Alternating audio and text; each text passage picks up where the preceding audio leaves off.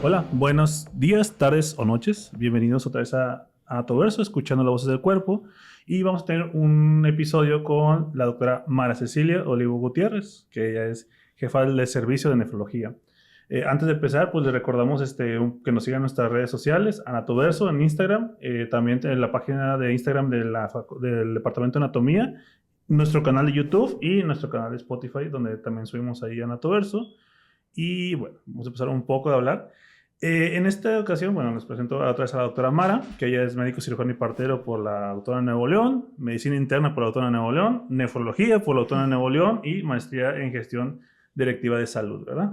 Muy bien. Entonces, ¿qué están? Soy el doctor Rodrigo Terán. Ya, y yo soy el doctor Adrián Verdín. Y pues bueno, el día de hoy, doctora, muchísimas gracias por aceptar nuestra invitación. Estamos muy, muy contentos de tenerle aquí con nosotros. Y pues bueno, sobre todo hablar un poco, y como sabe, aquí en Anatoverso tratamos de tocar temas que son como de anatomía, pero que a la vez tienen que ver con otras áreas, ¿no? Y ahí vamos tocando las tangentes, ¿no? Entonces, pues bueno, bienvenida y díganos, doctora, la primera pregunta un poquito personal, ¿por qué usted se volvió nefróloga? O sea, ¿cuándo fue el antes, el después? ¿O cuál es la historia? Ok. Muchas gracias, doctor Adrián, doctor Rodrigo, por la invitación. Me siento muy afortunada. Ustedes han visto que pues prácticamente toda mi carrera y toda mi experiencia pues la he adquirido aquí dentro del hospital universitario, mi alma mater. Y bueno, definitivamente nefrología es un área que compete muchas cuestiones fisiológicas. Creo que el riñón es fundamental para el equilibrio tanto hemodinámico, metabólico del cuerpo. Entonces, es un área, una rama de la medicina interna que sin duda engloba muchísimas patologías y creo que es por algo estoy ahí, ¿verdad? Pero es de las más importantes para mí. Me gusta muchísimo. El riñón desempeña funciones increíbles que ahorita vamos a platicar un poquito al respecto.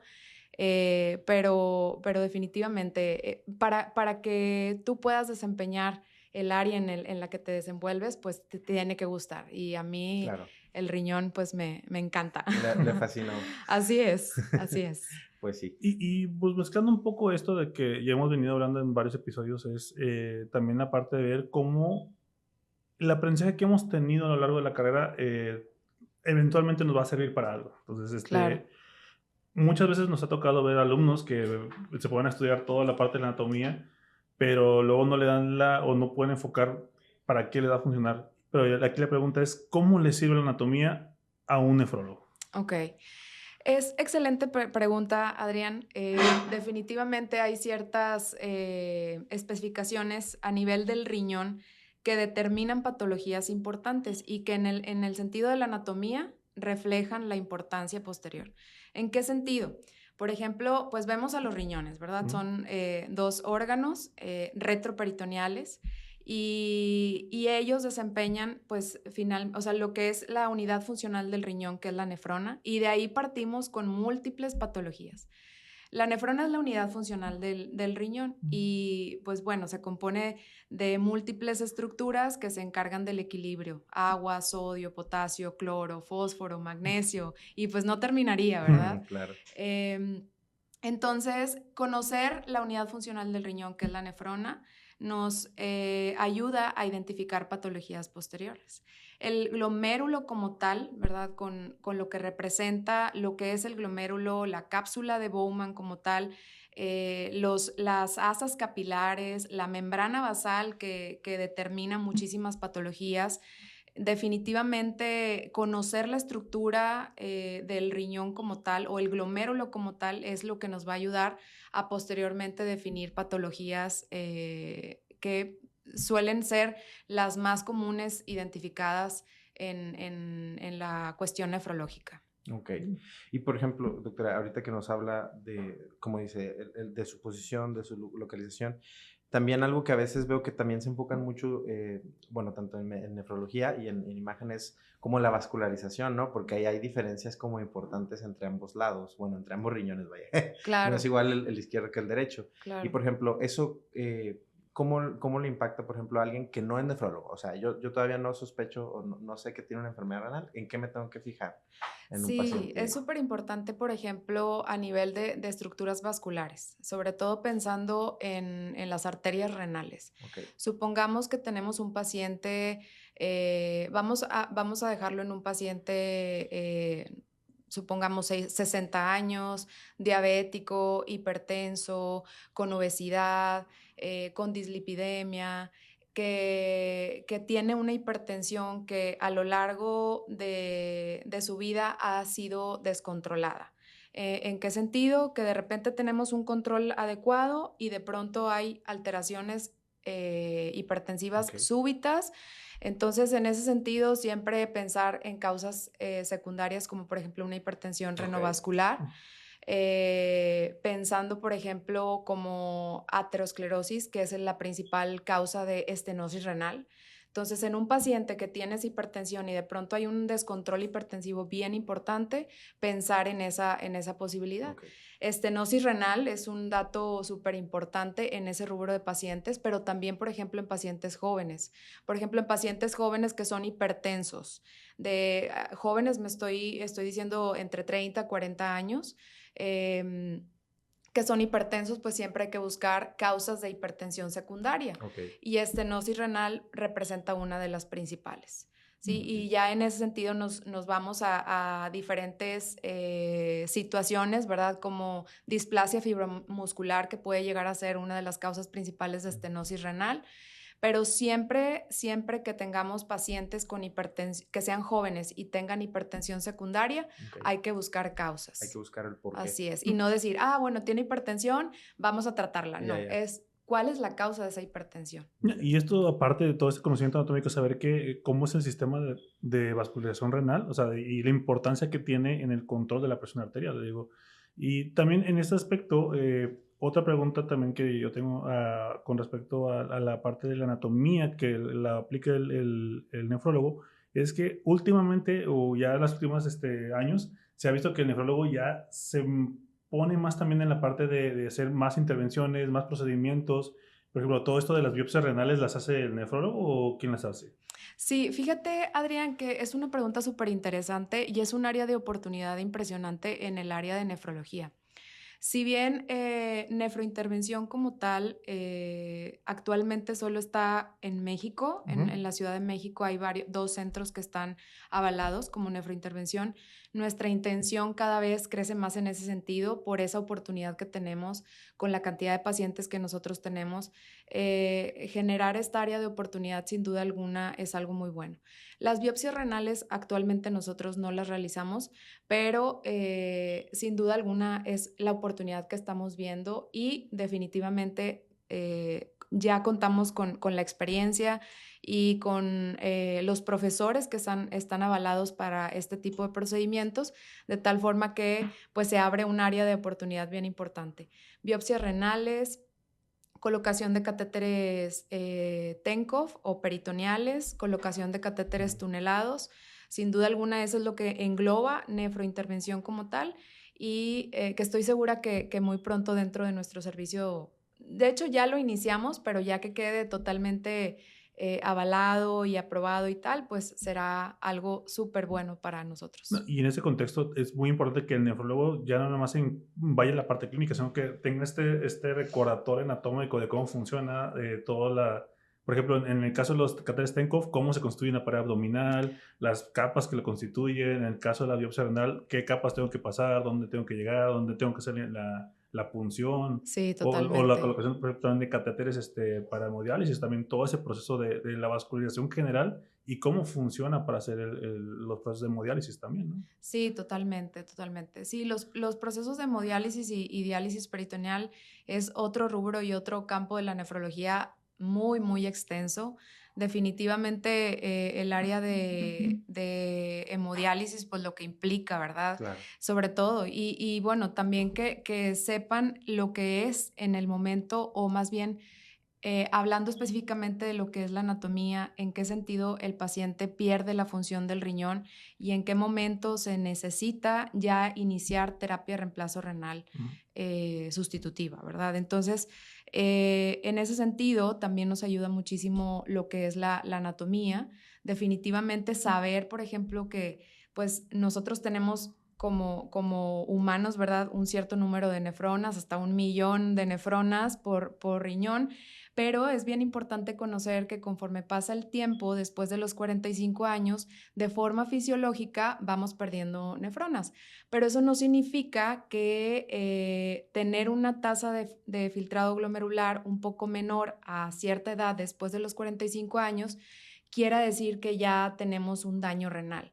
Okay. Para poder identificar que específicamente hay daño renal, pues habitualmente tenemos que tener una tasa de filtrado glomerular baja, menos de 60 mililitros por minuto por más de 3 meses, pero aunado a eso, estructuralmente ver que el riñón ya tiene daños crónicos o bien marcadores de daño renal. Marcadores de daño renal me refiero a que tengamos, por ejemplo, hematuria, proteinuria, sedimento activo como tal, ¿verdad? Pero si por otro lado tenemos una tasa de filtrado glomerular que es más baja, o sea, si tenemos, por ejemplo, 70 mililitros por minuto de filtrado glomerular, pero es un paciente añoso, es un paciente que no tiene datos de marcadores de daño renal, ni tiene datos de estructuralmente, datos de cronicidad, pues un paciente que le podemos llamar que está pasando por un proceso de envejecimiento renal. Y eso es totalmente fisiológico sin necesidad de representar una patología. Claro. Y, por ejemplo, doctora, cuando ustedes tienen un paciente y quieren conocer, digamos, la función renal, entiendo, se apoyan entonces de laboratorios principalmente, y bueno, nos decía ahorita de las biopsias renales, pero, por ejemplo, en el macro, cuando ustedes quieren observar anatomía de un riñón, ¿qué tipo de estudios es como, digamos, los mejores aliados del nefrólogo? De estudios de imagen, me refiero. Ah, perfecto. Pues bueno, de primera instancia, el ultrasonido renal. El ultrasonido renal tan sencillo, aunque debemos de tener en cuenta que es operador dependiente. De pronto podemos tener ahí ciertas limitantes, pero definitivamente ver un ultrasonido renal en un paciente que sospechas de una enfermedad renal, pues evidentemente lo que tienes que ver es la corteza, la médula también, si hay pérdida de la relación corteza-médula, es un daño que nos habla de cronicidad. Si los riñones, por ejemplo, están lobulados, si están pequeños, habitualmente sabemos que el promedio en medida es de 10 por 5 por 5 centímetros, pero si vemos que los riñones están más chicos de esos centímetros, podemos llegar a pensar que pudiéramos tener datos de nefropatía crónica como tal. Aunque también es importante conocer que en los pacientes que son pequeños, ¿verdad? O muy delgaditos, podemos llegar a tener pues los riñones más pequeños sin necesariamente ser enfermedad renal crónica. Ok. Y eso, bueno, sí. Gracias, perdón. Y también otros puntos importantes, por ejemplo, la TAC de abdomen, un uroTAC nos ayuda muchísimo. Cuando sospechamos, por ejemplo, de estenosis renal, un dato pivote es que un riñón es menor de 1.5 centímetros en contra lateral. Ajá, exactamente. Y es un dato patognomónico de sospecha de estenosis renal. Claro, la angiografía es el estudio ideal, ¿verdad? Para este tipo de situaciones, pero sin duda alguna también nos orienta mucho. Ok, así perfecto. es. Y hablando, esto es un tema que ya hemos tocado en podcasts anteriores, que es lo de cómo la anatomía no es estática, la anatomía no es fija, o sea, hay variantes, hay cambios, y hay que tomar todo eso en consideración, porque esto ya que mencionaste de los cambios con la edad, los cambios de que en personas más chiquitas, un poco más bajitas, o sea, no es todo, está plasmado en piedra. Y hablando de esto de las variantes anatómicas, ¿en tu experiencia o te ha pasado alguna vez toparte con algo raro ahí en el riñón? O sea, que... Sí, claro, nos hemos tapado, por ejemplo, con riñones en herradura, que habitualmente, pues, el paciente puede estar perfectamente bien y la funcionalidad del riñón, acuérdense que podemos vivir con un solo riñón. Sin embargo, este tipo de pacientes tal vez pudieran predisponer a un poco más frecuente infecciones de vías urinarias, pero se puede vivir perfectamente. O, por ejemplo, arterias accesorias, que de pronto también nos ha pasado. Pero generalmente en ese sentido no hay una repercusión importante hemodinámicamente hablando. ¿Y supernumerarios no te han tocado ver? Riñones extra. No, eso sí no me ha tocado, fíjate. La verdad es que sería un caso interesante, definitivamente, pero hasta este momento no me ha tocado. Perfecto. Sí, porque luego también, por ejemplo, a mí me ha tocado, que no sé qué tan común sea o no, doctora, los dobles sistemas colectores. O sea, eso sí me ha tocado verlo un poquito más. Y eso destantea Sí. bastante a los pacientes. Sí, Se asustan mucho. se asustan muchísimo. Sí, doble sistema colector. Sí, sí, sí, eso sí me ha tocado.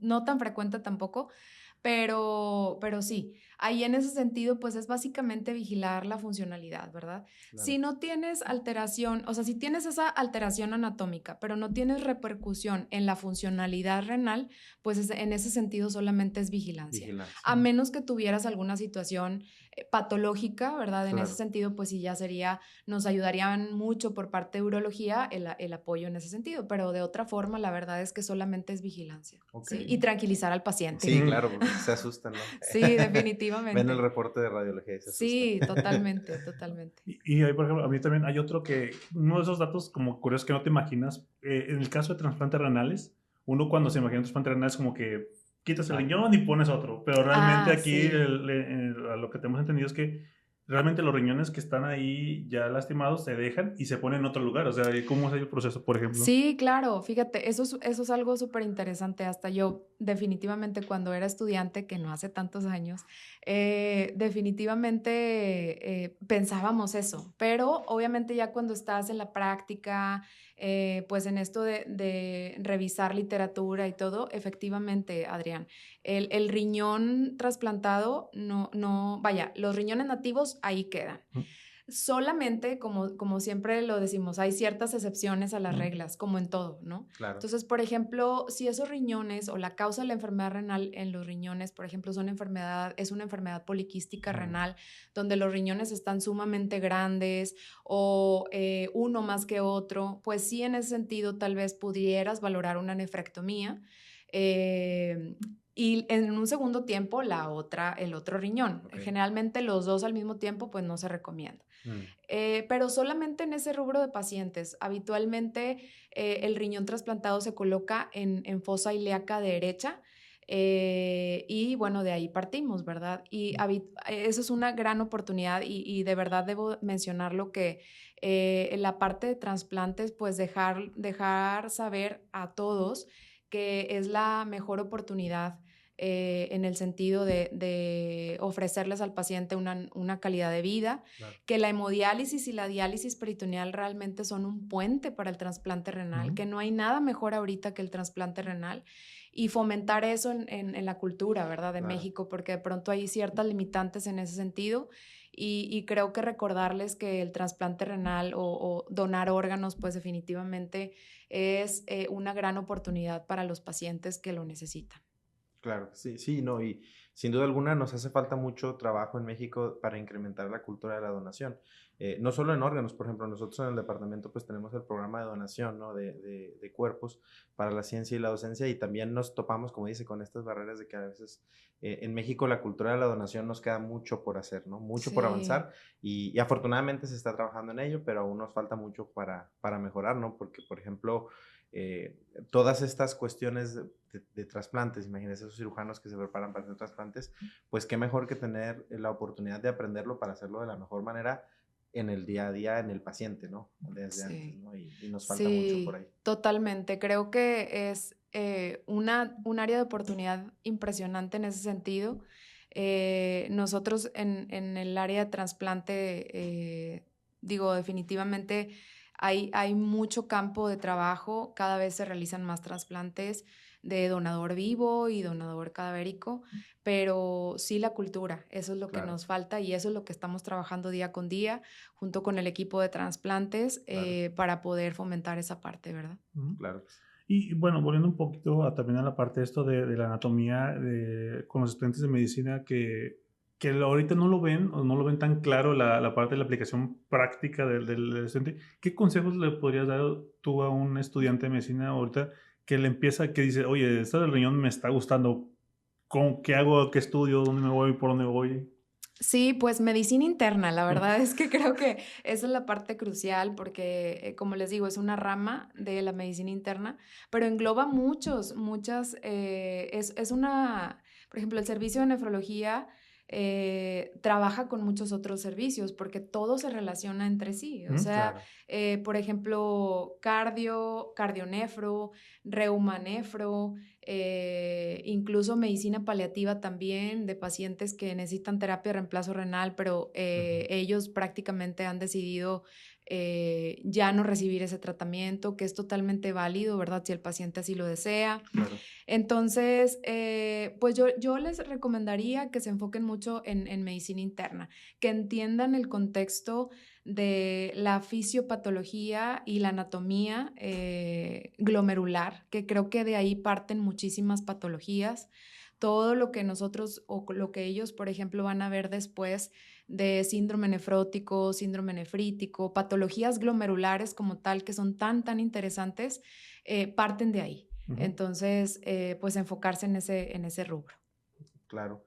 Y pues bueno, de hecho, dentro de todo, medicina interna, como dices, es muy amplia, ¿no? Y trabaja con muchas ramas, ¿no? Pero en general, por ejemplo, mucha gente le tiene miedo a la nefro. Yo me he dado cuenta. No sé si usted comparte esa opinión, pero yo he conocido colegas internistas que dicen, no, Sí. es que yo no quiero tocar eso.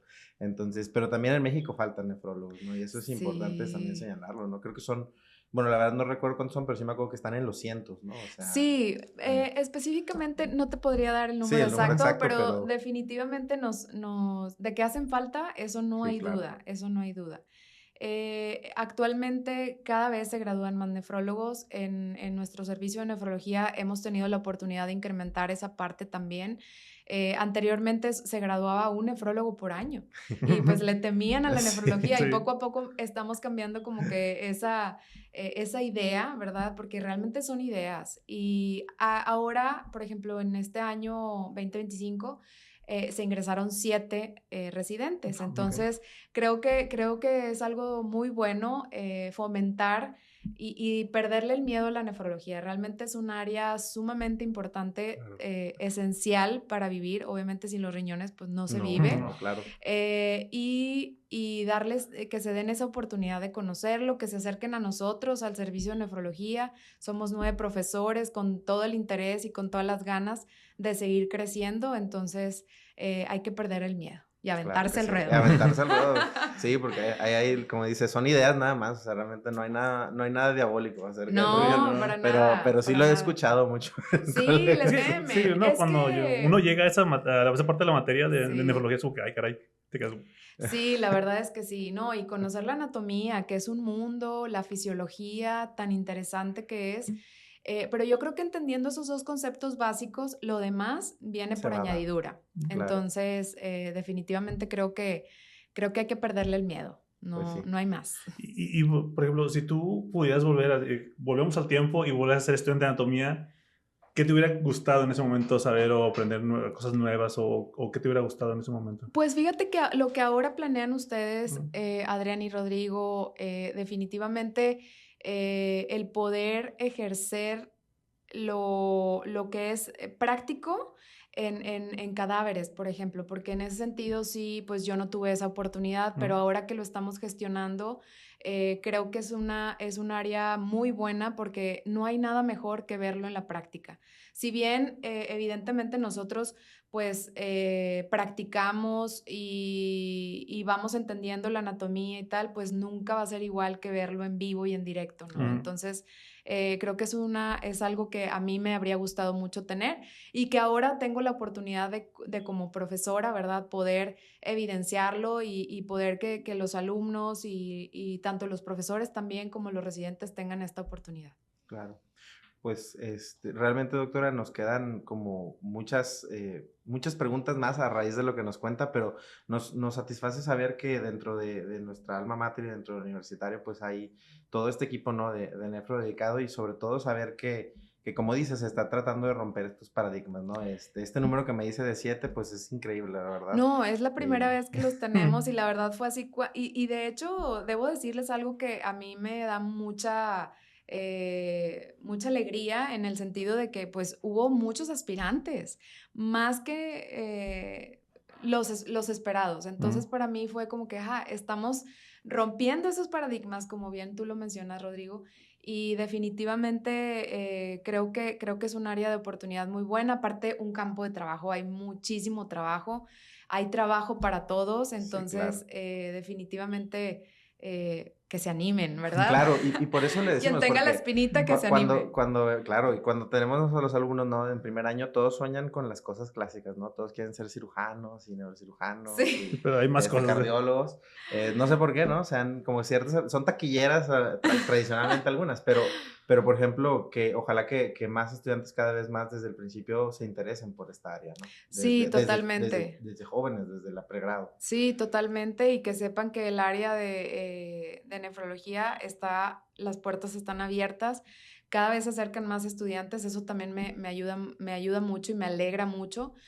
Tenemos ya un grupo estudiantil bien conformado. Hace la semana antepasada Sí. fue el Día Mundial del El Riñón. sí, sí, lo Tuvimos vimos. mucha audiencia, estábamos muy, muy contentos y realmente es eso, hacerles ver a la población en general, a los estudiantes de pregrado, de posgrado, profesores, que sepan y conozcan mucho más de esta subespecialidad. Subespecialidad, sí, claro Así que sí. es. Pues bueno, no nos queda más que agradecerle, doctora, por aceptar la invitación y recordarles que pues, las puertas aquí de anatomía están abiertas. Ay, De hecho, muchas también su gracias. caso, usted fue becaria aquí, ¿no? Sí, Entonces, yo fui becaria de aquí, a lo cual agradezco muchísimo porque eso me ha abierto las puertas en muchos rubros. Muy, muy agradecida con el servicio de anatomía, con muchos profesores que estuvieron aquí apoyándome, definitivamente un parteaguas en esto, ¿verdad? El doctor Santos, pero sin duda alguna, pues muchos profesores y de aquí aprendí muchas cosas que ahora me hacen estar en donde estoy. Entonces, agradecida siempre con ustedes por esta oportunidad y pues que se sigan dando. Muchas gracias, doctora.